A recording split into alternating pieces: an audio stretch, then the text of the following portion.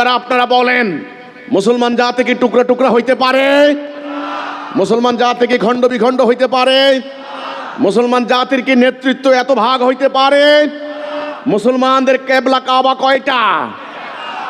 কিছুক্ষণ পর আমরা কাবাতে শরীফাতে আল্লাহু আকবার বলে নামাজ পড়ব। মুসলমানদের কেবলা কাবা কয়টা? একটা কাবা।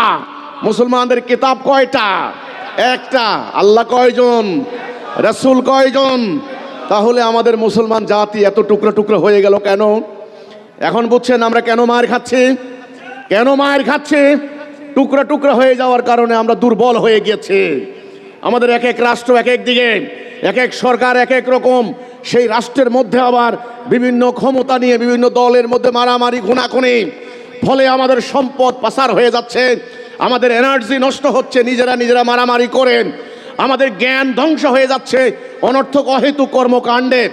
আমরা ধর্মের শিক্ষা থেকে বরং আমরা কিছু আনুষ্ঠানিকতাকে প্রাধান্য দিচ্ছি। আমরা আল্লাহর হুকুমের পরিবর্তে আমরা লেবাসকে প্রাধান্য দিয়েছি।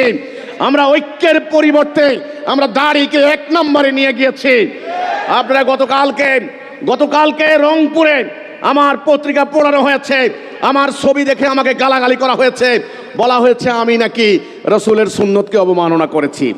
মিথ্যা কথা কম বলবে, আমি সেটা বলি নাই।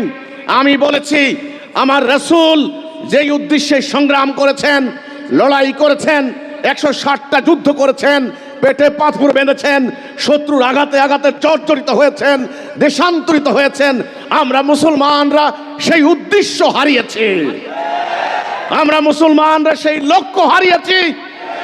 কাজেই আমার কথাকে মিস ইন্টারপ্রিটেশন না করে আমি কি বলতে চাই সেটার দিকে খেয়াল করুন।